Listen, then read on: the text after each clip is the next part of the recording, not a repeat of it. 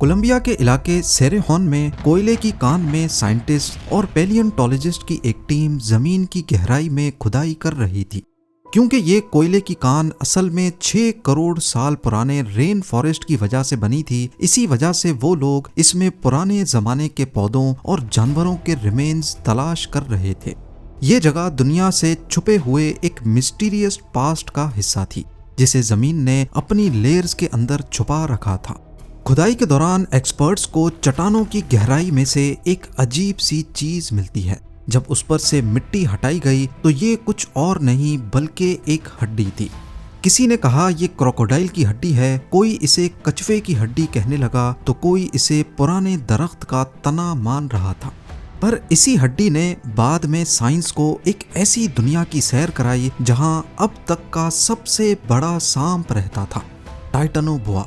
ये कोई आम सांप नहीं बल्कि आज के ग्रीन एनाकोंडा से 10 टाइम्स ज्यादा भारी और एक पैसेंजर बस से भी ज्यादा लंबा था।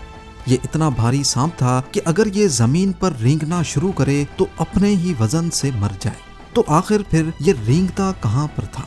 एक मामूली हड्डी ने एक्सपर्ट्स को अमेज़न के उस इतिहास में पहुंचा दिया जहां का नक्शा ही बिल्कुल अलग था।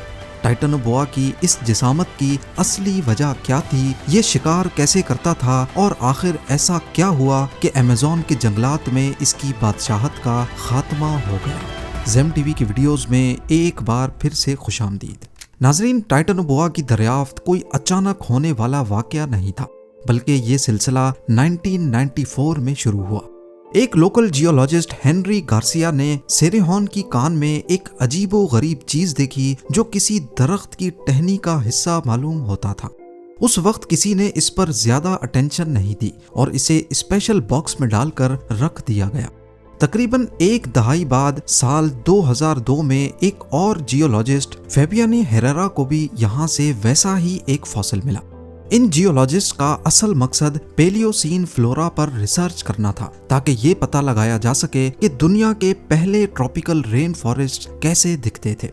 इस कहानी में असल मोड़ 2007 में आया जब इन फॉसिल्स को Florida museum of natural history में पहुंचाया गया। वहां मालूम पड़ा कि ना ये दरख्त की टहनी है, ना इसका स्ट्रक्चर मगरमच्छ की रीढ़ की हड्डी से मैच करता है। पर जब उन्होंने इसकी बनावट को आज के एनाकोंडा और पाइथन की हड्डियों से कंपेयर किया तो हैरत की इंतहा ना थी। ये हड्डी एनाकोंडा की हड्डी से 3 गुना ज्यादा बड़ी और मोटी थी। इस मौके पर एक्सपर्ट्स ने इसे फौरन एक सांप की हड्डी के तौर पर पहचान लिया। आप खुद अंदाजा लगा लें, राइट साइड पर वो हड्डी है जो कोयले की कान से मिली थी और लेफ्ट साइड पर एनाकोंडा की रीढ़ की हड्डी। साइंस की दुनिया में साइज की इंपॉर्टेंस बहुत ज्यादा होती है और टाइटनोबोआ ने हर पुराने रिकॉर्ड को तोड़ दिया। एक्सपर्ट्स ने इस रीढ़ की हड्डी की मदद से सांप की लंबाई का अंदाजा लगाने के लिए मैथमेटिकल मॉडल्स का सहारा लिया। उन्होंने देखा कि सांपों में रीढ़ की हड्डी का साइज उनकी टोटल लंबाई के साथ बराबर का ताल्लुक रखता है। यानी सांप की रीढ़ की हड्डी का साइज बता सकता है कि सांप की टोटल लंबाई कितनी होगी। इन कैलकुलेशंस के जरिए मिलने वाली रीढ़ की हड्डी से सांप का जो साइज निकला वो 42 से 50 फीट था, यानी आज के एनाकोंडा से तकरीबन 2 टाइम्स ज्यादा। टाइटनोबोआ महज लंबा ही नहीं बल्कि उसकी मोटाई एक मोटे आदमी की कमर जितनी और उसकी जिसामत इतनी भारी थी कि वो एक सिडान गाड़ी जितना वजनी था, तकरीबन 1200 केजी या फिर एनाकोंडा से 10 टाइम्स ज्यादा भारी। 1.2 टन का वजन आज के किसी भी जमीनी सांप के लिए नामुमकिन वजन है। इस डिस्कवरी ने दुनिया भर में तहलका मचा दिया, क्योंकि असल में ये था सांपों का बादशाह जिसे बाद में टाइटनोबोआ का नाम दिया गया। असली सवाल ये नहीं था कि वो कितना बड़ा है, बल्कि हैरानी की बात ये थी कि वो इतना बड़ा आखिर क्यों है। आज के सांप इतने बड़े क्यों नहीं होते? इसका जवाब छुपा है मौसम में। जी हाँ, सांप एक्टोथर्मिक यानी ठंडे खून वाले जानवर होते हैं। इंसान अपना बदन गर्म रखने के लिए अंदर से गर्माइश पैदा कर सकता है, मगर सांप अपनी गर्मी के लिए माहौल के टेम्परेचर पर डिपेंड करते हैं। बायोलॉजी का एक सिंपल असूल है कि माहौल जितना गर्म होगा, ठंडे खून वाले जानवर का मेटाबॉलिज्म उतना ही तेज चलेगा। तेज मेटाबॉलिज्म का मतलब है ज्यादा ताकत, ज्यादा खाना हजम कर पाना, तेजी से बढ़ना और बड़े जिस्म को बर्दाश्त कर पाना। टाइटनोबोआ की डिस्कवरी ने एक्सपर्ट्स के सामने सिर्फ एक नया सांप ही नहीं बल्कि उस वक्त के मौसम का थर्मोमीटर भी पेश कर दिया। टाइटनोबोआ की ये जायंट बॉडी इस बात का जीता जागता सबूत थी कि 6 करोड़ साल पहले उस वक्त कोलंबिया के इस माहौल का टेम्परेचर आज से कहीं ज्यादा था। उस दौर में धरती का मौसम इतना गर्म था कि साल भर दिन रात हर वक्त टेम्परेचर 32 डिग्री सेल्सियस से ऊपर रहता था। अगर एवरेज टेम्परेचर ही इतना ज्यादा था तो जाहिर है ह्यूमिडिटी भी इंतहा की होगी, इतनी कि शायद सांस लेना भी भारी लगे। ये एक ऐसा ढका हुआ जंगल था जो कभी ठंडा नहीं होता था। इस लगातार गर्मी ने टाइटनोबोआ को ये ताकत दी कि वो इतना बड़ा हो सके। आज का अमेज़न रेन फॉरेस्ट जो हमें काफी नम और गर्म महसूस होता है, शायद टाइटनोबोआ के लिए बहुत ठंडा पड़ जाए। अगर वो आज जिंदा होता तो शायद इसी रेन फॉरेस्ट में जिंदा नहीं रह पाता, क्योंकि उसके इतने भारी जिस्म को चलाने के लिए जो एनर्जी चाहिए थी वो सिर्फ उसी शदीद गर्मी में मिल सकती थी। अब जाहिर है इतने बड़े जिस्म को जिंदा रखने के लिए खाना भी उतना ही खाना होगा। यहाँ पर सवाल उठता है कि टाइटनोबोआ शिकार कैसे करता था? क्या ये हॉलीवुड फिल्मों के अजदहों की तरह जमीन पर तेजी से रेंगता हुआ अपने शिकार के पीछे भागता था? बिल्कुल नहीं। इतना बड़ा और भारी जिस्म जमीन पर शिकार करना तो दूर की बात, इसका जमीन पर रेंगना ही काफी मुश्किल था। ग्रेविटी उसके वजन के खिलाफ काम करती थी, क्योंकि सांप जितना लंबा होगा वो जमीन से चिपक कर चलेगा। इसका मतलब है उतनी ही ज्यादा फ्रिक्शन। तहकीक से मालूम पड़ा कि टाइटनोबोआ बहुत सुस्त था, इसीलिए वो जमीन का नहीं बल्कि पानी का शिकारी था। ये बिल्कुल उसी तरह एक्ट करता था जैसे आज का मगरमच्छ करता है। वो अपना ज्यादातर वक्त दलदली पानी के अंदर गुजारता, क्योंकि पानी उसके भारी जिस्म को सहारा देता था और वो उसमें फ्लोट करके बोयंसी की मदद से अपने वजन को कम महसूस करता था और फुर्ती दिखा सकता था। गहरे दलदल वाले इलाके में वो घात लगाकर छुप जाया करता, सिर्फ उसकी आंखें और नाक पानी से बाहर दिखाई देती थी। वो एक एम्बुश प्रीडेटर था, यानी घात लगाकर हमला करने वाला शिकारी। वो अपने शिकार के पीछे नहीं भागता था, बल्कि लंबे वक्त तक घात में ही इंतजार करता था। घंटों शायद दिनों तक वो बिना हिले झुले पानी में घात लगा सकता था। उसका जिस्म पानी के रंग में ऐसे कैमोफ्लाज हो जाता कि शिकार को उसकी मौजूदगी का एहसास तक ना होता। और जैसे ही जब कोई जानवर पानी पीने के लिए किनारे पर आता, टाइटनोबोआ बिजली की तेजी से उस पर वार करता था। साइंटिस्ट ने बायोमैकेनिकल मॉडल्स के जरिए अंदाजा लगाया है कि जब टाइटनोबोआ अपने शिकार को जकड़ता था तो वो लगभग 400 psi से भी ज्यादा प्रेशर डालता था। ये दबाव इतना ज्यादा है कि मान लें 2 अफ्रीकन हाथी आपके सीने पर लाकर खड़े कर दिए जाएं। टाइटनोबोआ अपने शिकार का दम टूटने का इंतजार नहीं करता था, बल्कि इतना प्रेशर सीधा उसकी हड्डियां तोड़ देता और ब्लड की सर्कुलेशन फौरन रुक जाती थी, यानी पलक झपकते ही शिकार का काम तमाम। लेकिन आखिर वो खाता क्या था? इतने देव जिस्म को जिंदा रखने के लिए उसे बहुत ज्यादा खाना चाहिए था।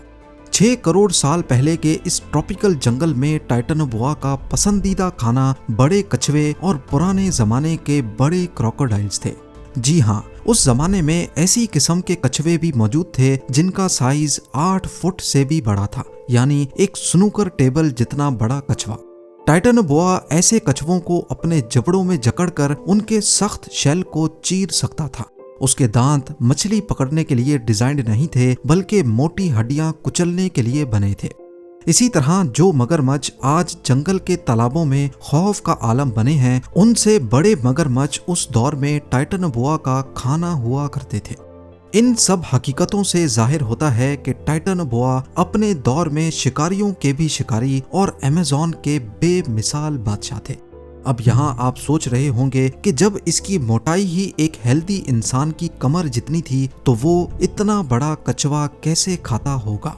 यहाँ आपको बताता चलूं कि सांपों की डिस्कवरी में सबसे बड़ी मुश्किल उनका स्कल यानी खोपड़ी ढूंढना होता है। सांप का स्कल बहुत ही नाजुक हड्डियों से बना होता है जो मरने के बाद जल्दी टूट फूट जाती है। टाइटनोबोआ की डिस्कवरी के पहले चंद सालों तक एक्सपर्ट्स के पास सिर्फ रीढ़ की हड्डियां थी, जिसकी वजह से वो इसके चेहरे और शिकार करने के तरीके का अंदाजा सही से नहीं लगा सकते थे। लेकिन फिर 2011 में एक इंटर्न जॉर्ज मोरिनो बेर्नल ने सेरिहून में टाइटनोबोआ का स्कल ढूंढ निकाला। ये एक once in a lifetime discovery थी। इस स्कल ने साबित किया कि उसका जबड़ा एनाकोंडा की तरह डिसलोकेट हो सकता है, जिससे वो अपने सर से 3 गुना बड़ी चीज आसानी से निगल सकता था। उसके ब्रेन का साइज बहुत छोटा था, लेकिन उसके सेंसेस बहुत तेज थे। उसके पास पिट ऑर्गन्स थे जो दूसरे जानवरों के जिस्म की हीट को महसूस कर सकते थे, जिससे वो अंधेरे में भी शिकार कर सकता था। ये भी याद रखें कि पानी टाइटनोबोआ के लिए सिर्फ शिकार का ही जरिया नहीं था, बल्कि उसकी जिंदगी के लिए भी सबसे इम्पोर्टेंट था।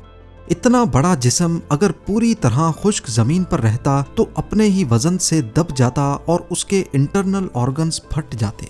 पानी उसको सहारा देता था ताकि वो अपने बोझ को हल्का कर सके। यानी टाइटनोबोआ की जिंदगी एक परफेक्ट बैलेंस में थी। गर्मी उसको ताकत देती थी और पानी उसका वजन कम रखता था। ये कुदरत का एक ऐसा अजूबा था जो अपने एनवायरनमेंट के लिए बिल्कुल परफेक्ट था। लेकिन यहाँ पर सवाल उठता है कि अगर वो इतना ही परफेक्ट था, इतना ताकतवर था और उसका कोई शिकारी दुश्मन भी नहीं था, तो आखिर जंगलात के ये बादशाह खत्म कैसे हुए?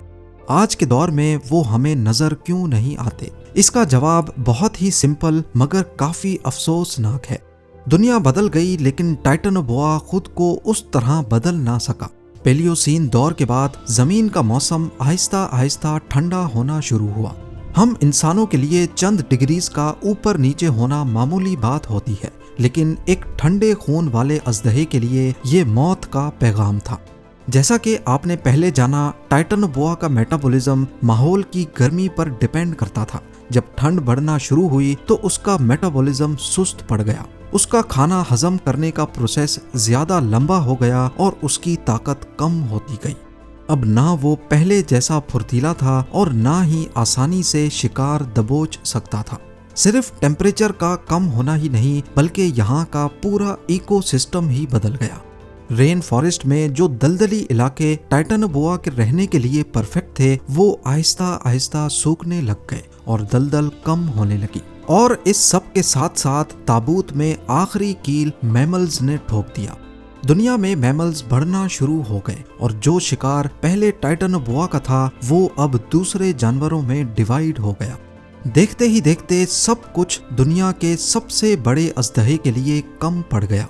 ना दलदल बची, ना गर्म मौसम और ना ही शिकार। सिर्फ चंद डिग्रीज ठंडे मौसम ने दुनिया के सबसे बड़े सांप को तारीख का हिस्सा बना कर रख दिया।